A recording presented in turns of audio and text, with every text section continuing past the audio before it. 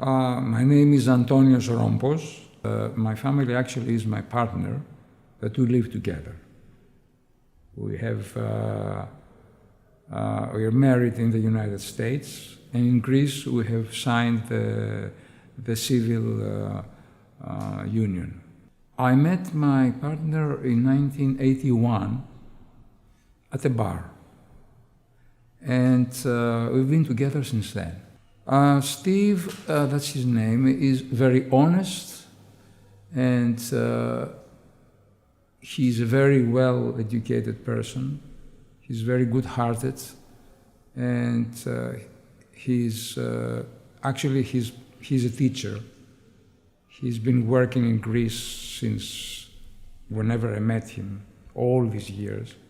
So practically he's a little bit changed to look like a Greek in many ways. So he's emotional, and he's a person I can trust, a person I can exchange my pure affection with him. And these are very important things for a relationship that lasts all these years. According to my age, I've been homosexual since I realized that since I was a little boy.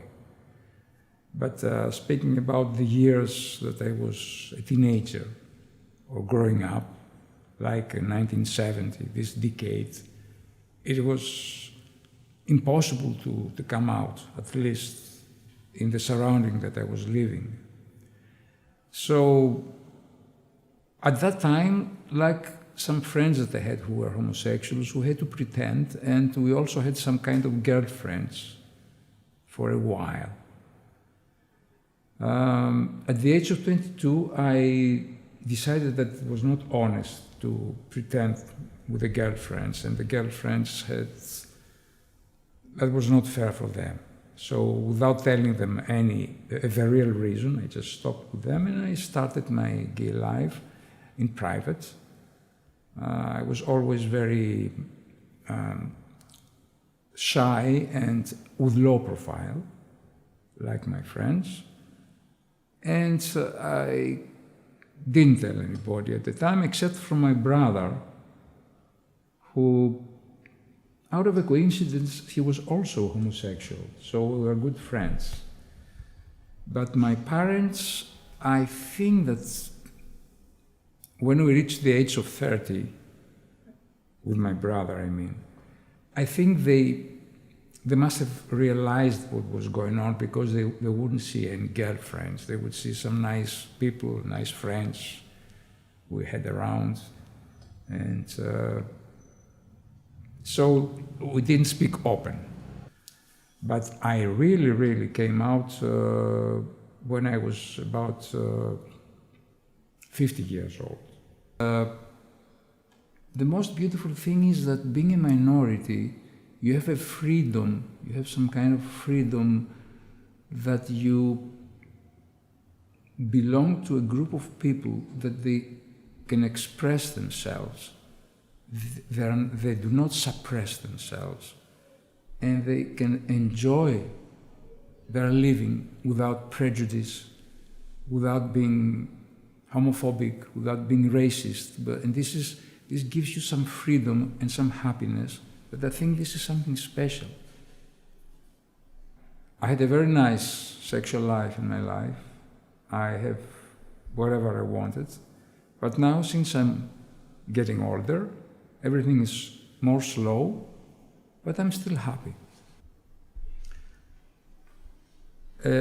For the future, I hope that I will be always with my partner, living together and spending the rest of our life together.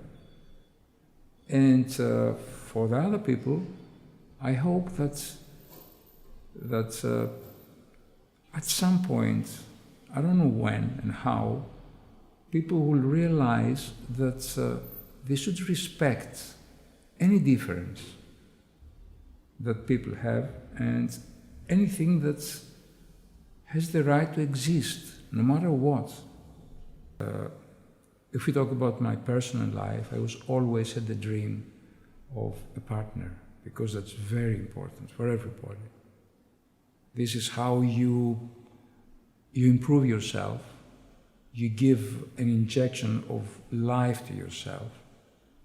And of course, if it's a successful relationship, and I think I'm very privileged because I did have this successful relationship. So the answer is yes. What I was dreaming about my future became true. Being homophobic is something that comes from the society. There's no other reason. If you live in a free society, you don't even think about that. I think that all the straight people should put in their minds that all the LGBT people share the same feelings, the same fear, the same pain, the same agony that anybody, any human being does on this planet. There is not even one difference. We're exactly the same. We just express ourselves in some variety, which, according to the society, characterizes as a minority. But there's no difference. And they should realize that we are all the same at the very end. It's the homophobia which makes things worse. And as a psychiatrist, I believe that homophobia exists because of the society that creates that. Because if the society was not enforcing this kind of ideas, and conservative people or conservative governments would not make this kind of panic about whatever else, things would be better.